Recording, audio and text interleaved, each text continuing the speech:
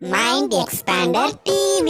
Hi hello viewers, welcome to Mind Expander TV.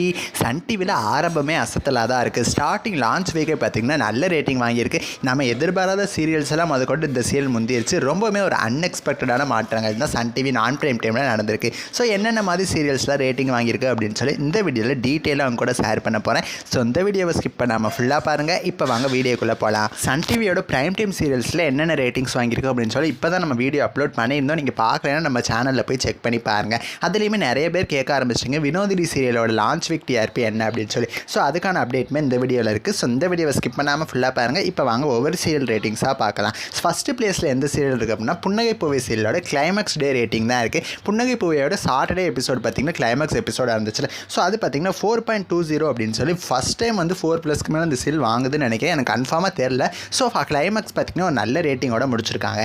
Next second பிளேஸில் புது வசந்தம் serial இருக்குது. இதோட ரேட்டிங்ஸ் 3.86. ஸோ சீரியல்ஸை கம்பேர் பண்ணுறப்பல புது வசந்தம் சீரியல் தான் ஃபஸ்ட்டு பிளேஸ். ஏன்னா புன்னகை பூவே முடிஞ்சிருச்சு இல்லையா.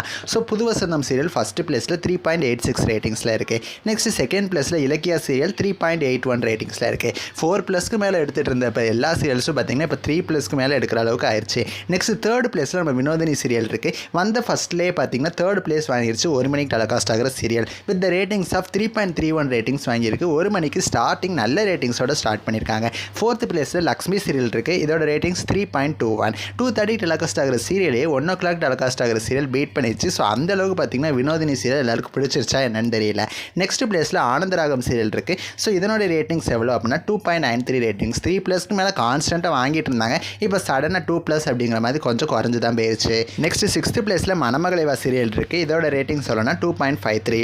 நெக்ஸ்ட் 7th பிளேஸில் புனிதா சீரியல். இதோட ரேட்டிங்ஸ் 2.16. நெக்ஸ்ட் 8th பிளேஸில் பூங்குடி சீரியல் இருக்குது. இதோட ரேட்டிங்ஸ் 2.01. அண்ட் ஃபைனலாக 9th பிளேஸில் செவந்தி சீரியல் இருக்குது 1.73. அகைன் பார்த்தீங்கன்னா பூங்குடி சீரியல் 2+ மேலே வாங்கிருச்சு. புனிதா சீரியல் 2+ கான்ஸ்டண்ட்டாக இப்போ வாங்கிட்டு இருக்கு. ஸோ இந்த வாரம் இந்த மாதிரி ரேட்டிங்ஸ் வாங்கியிருக்கு. நெக்ஸ்ட் வீக்கில் என்னென்ன வாங்குது அப்படின்னு சொல்லி வெயிட் பண்ணி பார்க்கலாம். ஸோ நெக்ஸ்ட் ஒரு இன்ட்ரெஸ்டிங்கான வீடியோவில் நான் வந்து உங்களை மீட் பண்ணுறேன். தேங்க்ஸ் ஃபார் வாட்சிங்.